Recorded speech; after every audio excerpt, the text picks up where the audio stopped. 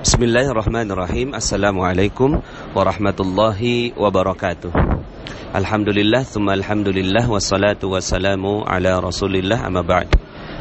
Bagaimana Bapak Ibu kabarnya semuanya? Semoga selalu berada dalam bimbingan cinta, rahmat, karunia, keberkahan dari Allah Subhanahu wa taala, sehingga hidup Anda menjadi ajaib, ya, menjadi manusia-manusia yang tinggi kedudukannya di sisi Allah Subhanahu wa taala, sehingga Allah akan meninggikan kedudukan Anda di antara manusia-manusia yang ada di muka bumi. Bahkan Allah juga insyaallah akan meninggikan kedudukan Anda dari seluruh penduduk langit. Amin. Amin ya rabbal alamin. Bapak Ibu, pada kesempatan kali ini saya ingin melanjutkan seri ketiga, ya, dari materi Goa Keajaiban. Dan seperti janji saya akan menyampaikannya di Multazam, ya. Alhamdulillah sekarang berada di Masjidil Haram lantai 2 dan di lurusannya Multazam, ya. Mudah-mudahan ini lurusan Multazam, jadi kalau ditarik garis lurus ke Hajarul Aswad, ya. Bukan apa-apa Bapak Ibu, tujuan saya menyampaikan ini dengan keadaan dan tempat yang terbaik adalah agar materi ini benar-benar menghujam dan diizinkan oleh Allah Subhanahu wa taala masuk ke dalam hati kita semua, sehingga akhirnya kita menjadi manusia-manusia pilihan Allah Subhanahu wa taala. Bapak Ibu, dalam seri pertama dan seri kedua rasanya insyaallah cukup jelas, ya, bahwa keajaiban memang merupakan salah satu yang diajarkan di dalam agama Islam, ya. Di dalam Islam Anda semua diciptakan oleh Allah Subhanahu wa taala menjadi manusia-manusia ajaib yang beyond sunnatullah. Ya, sunnatullah itu api dingin, api panas, ya Bapak Ibu. Itu sunnatullahnya. Tapi kalau Allah mau dingin, ya, maka itu akan terjadi. Sunnatullahnya, ya, jatuh ke bawah gitu, ya. Tapi kalau Allah mau, ya, maka bisa-bisa saja jatuh ke atas gitu, ya Bapak Ibu. Ini beyond, ya, sunnatullah. Artinya melampaui batas aturan-aturan Allah Subhanahu wa taala. Nah, syaratnya adalah kita masuk ke dalam goa keajaiban. Nah, prinsip ini sebenarnya kita sudah latih di terumbu karang Bapak Ibu, ya. Jadi di dalam prinsip terumbu karang, bahwa rezeki itu adanya di mana? Rezeki itu adanya di kemuliaan dan kebahagiaan orang lain. Ketika orang lain mulia dan bahagia karena kita, maka kita berhak untuk mendapatkan rezekinya. Dan Allah yang mengatur semua, ya, bagaimana proses pentransferan rezeki itu kepada kita.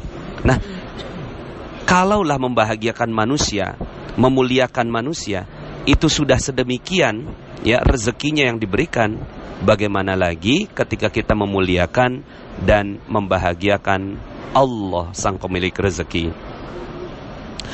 Goa keajaiban adalah satu cara untuk kita mendekat kepada Allah Subhanahu wa taala. Ketika kita mendekat kepada Allah Subhanahu wa taala dengan berjalan, maka Allah akan mendekat dengan berlari. Ketika kita mendekat kepada Allah sejengkal, maka Allah akan mendekat kepada kita sedepah. Ya, Masya Allah Bapak Ibu, ya. Ketika kita memiliki berbagai macam masalah dalam kehidupan kita, sebagiannya sebenarnya itu adalah cara Allah untuk memasukkan kita ke dalam goa masalah, ya. Yang di dalam masalah itu kita menyebut nama Allah, menyebut asma Allah, sebagaimana Nabi Yunus alaihi salam, ya, dimasukkan ke dalam ikan, lalu kemudian di dalamnya beliau berzikir la ilaha illa anta subhanaka inni kuntu minadz zalimin. Disebut nama Allah di dalam goa itu. Maka ketika, ya, Anda semua, kita semua dipaksa oleh Allah Subhanahu wa taala untuk masuk ke dalam goanya, maka bersyukurlah, berbahagialah. Mungkin masalah-masalah yang kita hadapi, amanah-amanah yang enggak selesai, pekerjaan-pekerjaan yang enggak bagus, lalu kemudian dikomplain orang, piutang-piutang yang tidak terbayar oleh orang lain, mungkin masalah keluarga, perceraian, mungkin masalah dengan anak dan seterusnya. Apapun masalah kehidupan kita, bisa jadi itu adalah salah satu sarana Allah Subhanahu wa taala untuk menarik kita dari tempat yang jauh dari Allah Subhanahu wa taala menuju ke dalam goanya, ke dalam goa keajaiban.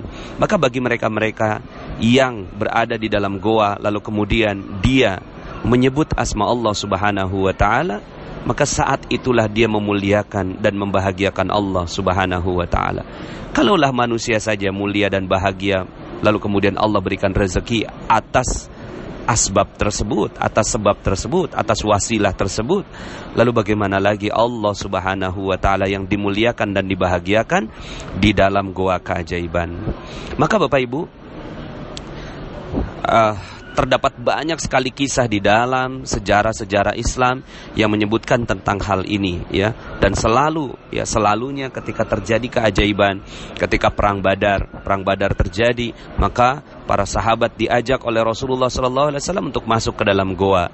Di malam hari Rasulullah SAW berdoa meminta, ya, pertolongan dari Allah Subhanahu wa taala, dan benar saja keesokan harinya Allah mengirimkan 1000 malaikat yang membantu Rasulullah SAW alaihi wasallam dalam peperangan pertamanya.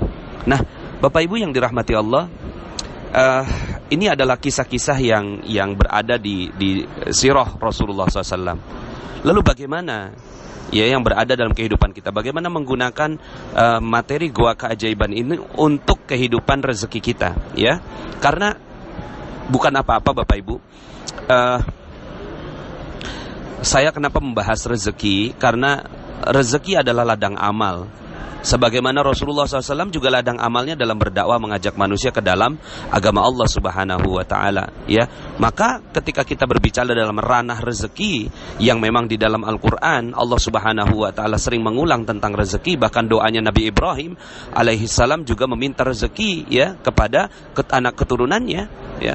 Maka membicarakan tentang rezeki juga bagian dari bagaimana kita mendapatkan solusi terbaik dengan cara terbaik, ya, agar rezeki kita berlimpah ruah. Nah, saya sedikit ingin cerita tentang bagaimana pelaksanaan dari goa keajaiban ini Bapak Ibu, ya.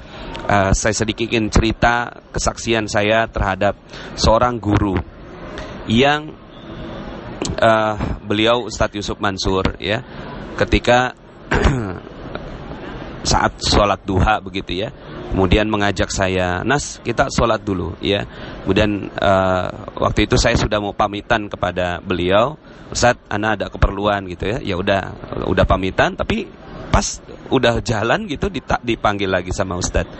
Cek sini, kayaknya antum belum duha kayaknya. Iya benar Ustaz. Akhirnya diajaklah gitu, ya, di sebuah musola yang kecil, ya mungkin kerapihannya bisa dikatakan nggak terlalu rapih begitu, ya, di dalam sebuah perbelanjaan begitu. Kemudian akhirnya saya sholat 2 rakaat, tambah lagi 2 rakaat, tambah lagi 2 rakaat, tambah lagi 2 rakaat sampai 8 rakaat. Kemudian saya melihat Ustadz Yusuf Mansur belum selesai, 2 rakaat aja belum selesai Ustadz, ya. Kemudian akhirnya saya sholat lagi sampai 12 rakaat, tambahkan sholat dengan sholat hajat. Baru kemudian selesai Ustadz Yusuf Mansur melaksanakan sholat duhanya yang hanya 2 rakaat. Kemudian saya tanya, Ustadz, antum baca apa? Ada 7 surat yang beliau baca, ya. Ada 7 surat yang beliau baca di dalam 2 rakaat beliau melaksanakan sholat duha itu, ya. 4 yang saya ingat waktu itu adalah Yasin, kemudian Ar-Rahman, Al-Waqi'ah, Al-Mulk, ya, dan surat-surat yang lainnya, itu, ya. Subhanallah, ya, 12 rakaat saya lakukan, beliau cuma 2 rakaat. Dan ketika saya tanya kenapa antum melakukan sampai sebegitu lamanya, kemudian beliau bilang, ya, ini adalah kesempatan saya untuk berdekatan dengan Rob saya, ya. Kalau di kesempatan lain mungkin saya tidak punya kesempatan seperti ini. Subhanallah, ini adalah pelaksanaan dari goa keajaiban Bapak Ibu. Saya saat itu tertancap betul di dalam diri saya, apalagi sebelum-sebelumnya ceramah-ceramahnya Ustadz Yusuf Mansur itu, ya, beliau ketika memiliki banyak sekali masalah, lalu kemudian oleh gurunya itu hanya dibekali 2 korek, ya. Nggak paham awalnya, ya, tapi kemudian ternyata korek ini adalah untuk mengganjel mata Bapak Ibu, ya, untuk mengganjel mata supaya tidak tertidur selama 1 malam. Dan Ternyata itulah goa keajaiban, ya, goa keajaiban yang akan membantu semua masalah-masalah kita. Nah, saya menciptakan dua kisah. Kisah yang pertama adalah kisah tentang Abah Hasan. Abah Hasan ini adalah bapak mertua dari kakak saya yang pertama. Beliau ingatannya sudah pendek, Bapak Ibu ya, sudah pikun gitu. Kemudian ketika saya datang ke rumah beliau, ditanya, ini siapa? Nasrullah. Dari mana? Depok. Duduk deh gitu ya. 15 menit lagi dia nanya gitu, ini siapa? Nasrullah. Dari mana? Depok. Ya makan dah gitu. Kemudian 15 menit lagi dia tanya, ini siapa? Nasrullah. Saya bilang, dari mana? Depok gitu ya. Ya ingatannya yang sudah sedikit banyak diambil oleh Allah Subhanahu wa taala. Nah, karena ingatannya yang tinggal singkat seperti itu, suatu ketika Abah Hasan ini keluar dari rumah. Pas keluar dari rumah, lupa rumahnya di mana. Masya Allah, akhirnya hilang ini kakek ya. Abah Hasan ini hilang ya. Hari pertama dicari nggak ketemu, hari kedua dicari nggak ketemu, hari ketiga dicari nggak ketemu, hari keempat dicari nggak ketemu. Itu udah melibatkan masyarakat sekitar, udah melibatkan tukang ojek, dipasang tanda gitu ya. Orang hilang, udah lapor juga ke polisi, nggak ketemu juga sampai hari kelima, Bapak Ibu. Nah di hari kelima ya, waktu itu kurang lebihnya agak-agak malam maghrib begitu ya, ada yang tersadar, kayaknya ada yang tidak tepat dalam cara kita mencari. Memang orang tua kita penting, tapi ternyata Ramadan kita ini tidak berjalan dengan baik. Waktu itu kejadiannya Ramadan, dan pas mereka rapat seperti itu adalah malam 23 ya, malam 23 Ramadan. Akhirnya mereka mengatakan begini, hari ini kita nggak ada yang mencari ya, hari ini kita nggak ada yang mencari, kita fokus saja ibadah ya, kita fokus saja dekati Allah, kita fokus saja ya tilawah Al-Quran ya, sholat malam ya, terus kemudian nggak boleh ada sedetik pun kita luput dari berzikir ya. Gimana? Sepakat? Sepakat. Akhirnya rapat keluarga itu menentukan bahwa besok harinya, di hari ke-6, tidak boleh ada yang mencari, tapi fokus beribadah kepada Allah Subhanahu wa taala satu harian. Nah, akhirnya rapat selesai, bubar ya, semuanya udah tenang, merasa dapat gitu ya jawaban ya, bahwa mereka harus melakukan itu. Tapi itulah Allah Subhanahu wa taala, belum dikerjakan ya, belum dikerjakan, Allah Subhanahu wa taala sudah mengembalikan sang orang tua ya. Jam 11 malam ada ketukan pintu, pas dibuka ternyata adalah tetangganya, dan di belakangnya ada Abah Hasan yang beliau tuh tertunduk lesu karena berapa hari nggak makan ya. Kemudian langsung dibawa ke rumah sakit ya. Alhamdulillah waktu itu sembuh. Sekarang Abah Hasan sudah almarhum. Nah, Bapak Ibu yang dirahmati Allah Subhanahu wa taala, subhanallah, di hari pertama, kedua, ketiga, keempat, kelima, mereka mengandalkan kemampuan mereka sendiri. Mereka punya masalah, mereka menghadapi hal yang sangat-sangat tidak sederhana, tidak mudah. Tapi mereka sibuk gitu ya, berada di luar goa, Bapak Ibu. Tapi kemudian mereka tersadar, mereka masuk ke dalam goa seluruhnya ya, mereka masuk ke dalam goa dan berzikir kepada Allah ya, kemudian fokus saja dengan apa yang mereka ya. Jadi seperti yang tadi 7 prinsip goa itu, fokus saja ya, tidak usah berharap akan terjadi keajaiban, dan keajaibannya terjadi. Ketika ditanya itu si kakek ya, si Abah Hasan ini ketemunya di mana? Ternyata di sebuah pasar yang hampir setiap hari mereka mencarinya di situ, tapi nggak ketemu gitu ya. Allah yang menutupnya dan Allah juga yang membukanya. Nah, Bapak Ibu yang dirahmati Allah, mungkin sebagian di antara Anda ada yang memiliki masalah-masalah yang berat dalam kehidupan Anda. Maka bukan berarti Allah nggak sayang, malah Allah bisa jadi sayang pada Anda semua. Ketika Anda mendengarkan audio ini, bisa jadi ini adalah caranya Allah untuk memaksa Anda untuk masuk ke dalam goanya, untuk masuk ke dalam goa keajaibannya. Maka ikuti saja kemauan Allah Subhanahu wa taala. Duduk diam, menyepi, terasing ya, lupakan sejenak semuanya ya. dan fokus kepada Allah, muliakan dan bahagiakan Allah, maka sebentar lagi keajaiban pun akan datang kepada Anda, sebagaimana Abah Hasan dikembalikan oleh Allah Subhanahu wa taala kepada keluarga mereka, ya. Dan sekarang almarhum Abah Hasan alhamdulillah meninggalnya dalam keadaan yang baik, semua keluarganya mengetahui, ya, dan melihat dan menguburkannya dengan baik, ya. Nah, Bapak Ibu, kisah yang kedua saya ingin cerita tentang, katakanlah kisah ini, ya, namanya Dani. Dani ini punya utang 400 juta, ya. Punya utang 400 juta, punya amanah 400 juta. Waktu itu berada dalam sebuah kerjasama bisnis, tapi karena sudah terlalu lama, ya, akhirnya masalah ini yang tadinya perdata menjadi pidana, ya. Kemudian ditetapkan satu tanggal, hari H. Kalau tidak ada uangnya juga, ya, 400 juta itu, maka si Dani itu harus masuk ke sel, ya. Nah, waktu itu ada waktu 3 bulan untuk menyelesaikan sampai hari H. Dan akhirnya Dani melakukan semua aktivitas-aktivitas yang bisa membuat dana itu bisa terkumpul. Tapi, ya, akhirnya karena memang bisnisnya masih sedang berada dalam ujian, akhirnya sudah bersepakat dengan istrinya untuk menjual rumah yang dia tempati.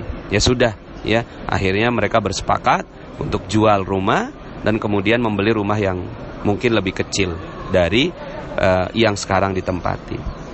Ya, saat itu terjadi deal, ya, deal dengan seorang yang akan membeli rumah tersebut, dan akhirnya sudah siap masuk ke notaris, tapi ternyata qadarullah, ya, Allah tidak mengizinkan proses penjualan rumah tersebut.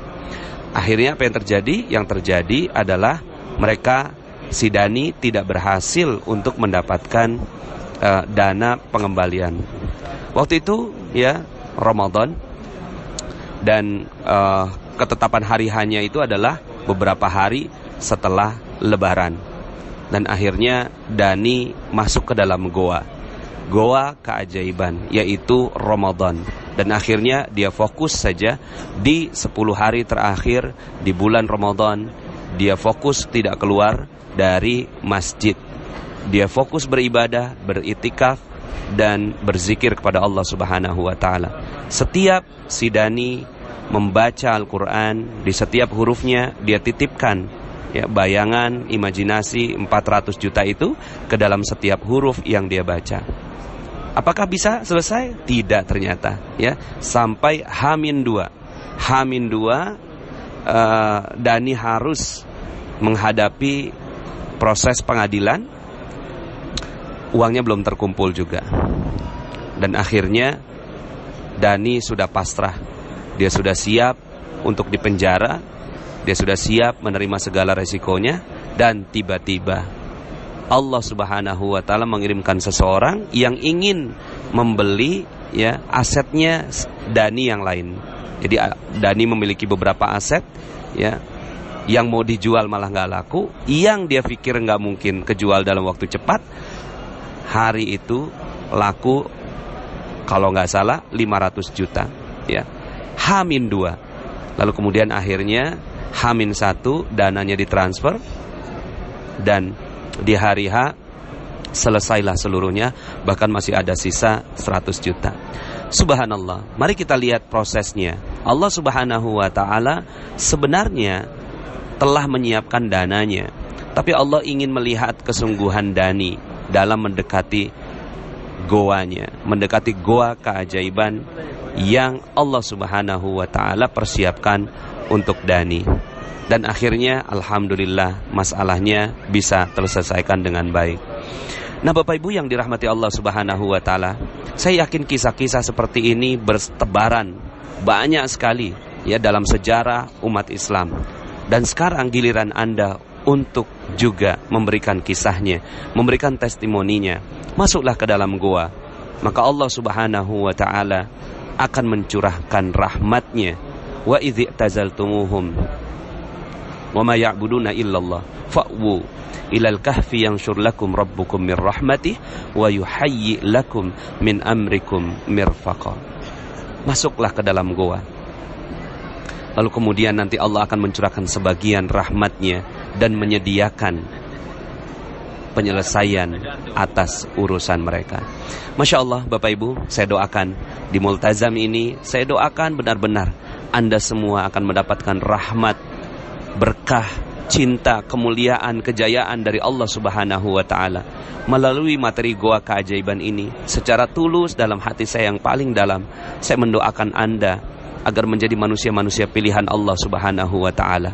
Kalaupun sekarang Anda berada dalam kondisi yang tidak beruntung, kondisi yang memiliki berbagai macam amanah, berbagai macam masalah, berbagai macam hal yang harus Anda selesaikan, itu hanyalah semata-mata kalaulah Anda ditakdirkan Allah untuk mendengarkan materi Goa Keajaiban ini, itu adalah cara Allah untuk menarik Anda masuk ke dalam goanya, cara Allah untuk memasukkan Anda ke dalam rahmat Allah Subhanahu wa Ta'ala, sebagaimana caranya Allah untuk memasukkan Nabi Yunus ke dalam ikan, dan kemudian akhirnya setelah itu Allah Subhanahu wa Ta'ala berikan keberkahan, kemuliaan, kejayaan kepada Nabi Yunus bin Matta. Begitu juga Anda semua, insya Allah Allah Subhanahu wa Ta'ala akan berikan rahmat yang tinggi untuk Anda semua. Selamat meraih keajaiban Bapak Ibu, dan mudah-mudahan goa-goa Anda yang Allah Subhanahu wa Ta'ala sudah persiapkan untuk Anda menjadi goa yang indah untuk Anda ceritakan dan berikan testimoninya, motivasinya kepada orang lain, agar semakin banyak orang-orang yang mendekat kepada Allah Subhanahu wa Ta'ala. Demikian saya doakan agar Anda semua sekali lagi mendapatkan rahmat dari Allah Subhanahu wa Ta'ala. Allahumma rabbana taqabbal minna innaka antas samiul alim wa tub alaina ya Allah ya maulana innaka antat tawwabur rahim.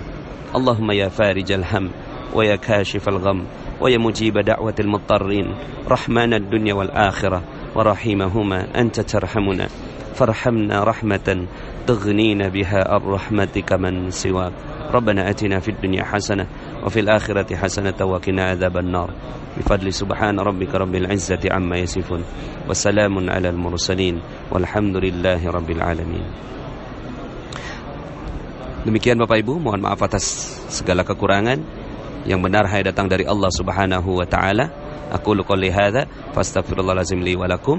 Saya Nasrullah, sampai jumpa dalam audio berikutnya. Assalamualaikum warahmatullahi wabarakatuh.